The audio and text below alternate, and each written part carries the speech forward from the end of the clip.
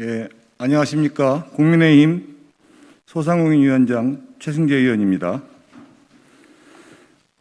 코로나19 사태가 1년 가까이 이어지면서 소상공인 자영업자에게서 죽지 못해 장사했던 1년, 지옥의 2020년이라고 해도 과언이 아닙니다.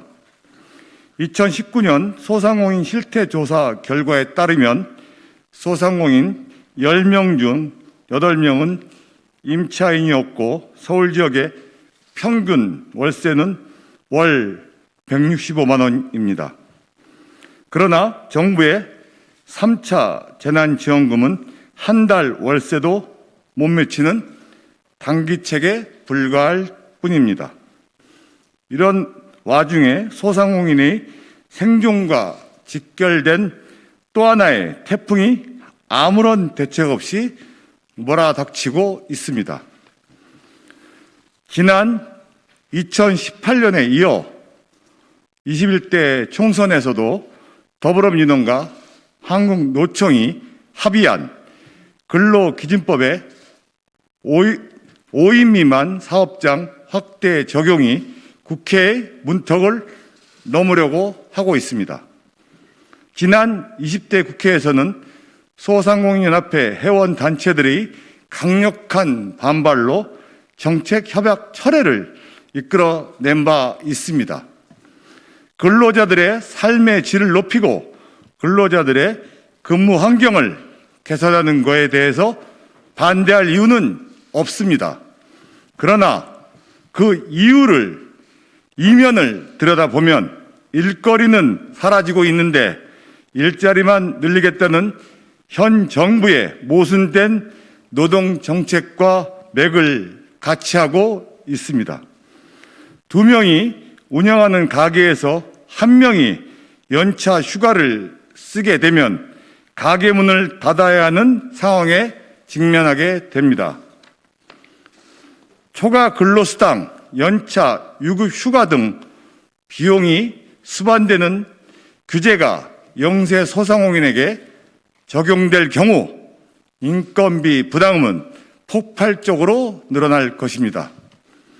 2019년 소상공인 영업이익은 3,300만 원으로 근로소득자 평균 연봉인 3,647만 원 기준에도 못 미치는 수치입니다. 금년에는 코로나19 사태로 그 격차는 훨씬 벌어진 상태입니다. 법이 통과할 경우 전체 사업장의 60%를 차지하는 5인 미만 사업장 약 120만 개소 대다수는 근로기준법을 위반하는 범법자가 될 수 있습니다. 대기업과 동일한 잣대를 적용하면 버텨낼 영세 자영업자가 누가 있겠습니까? 직원을 내보낼 수밖에 없는 소상공인 자영업자가 급격히 늘어나 일자리는 크게 감소할 것입니다.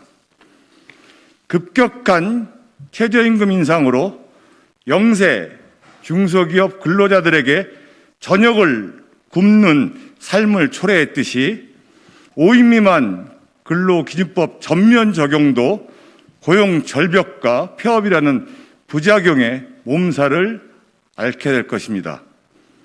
이 법의 적용 대상의 확대에 앞서 사용자와 근로자에게 미치는 경제적, 사회적 파급 효과에 대한 분석이나 예측이 선행되어야 할 것입니다.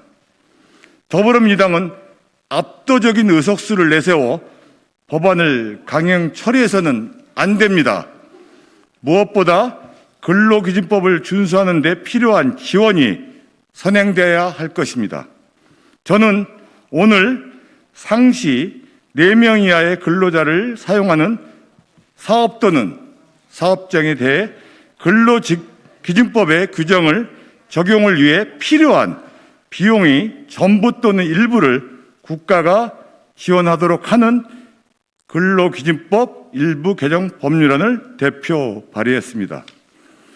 모든 근로자의 삶의 질 향상을 원한다면 지불 능력이 없는 소상공인 자영업자에게 책임을 일방적으로 전가해서는 안 됩니다. 사회보장제도와 같이 국가의 책임하에 5인 미만 근로기준법 적용 논의가 검토되어야 함을 재차 강조합니다. 정부 여당은 특정 힘 있는 노동단체만 챙기지 말고 경제적 약자인 700만 소상공인 가족들의 절규에 양심 있는 귀를 기울이시기 바랍니다. 2020년 12월 29일 국회의원 최승재 감사합니다.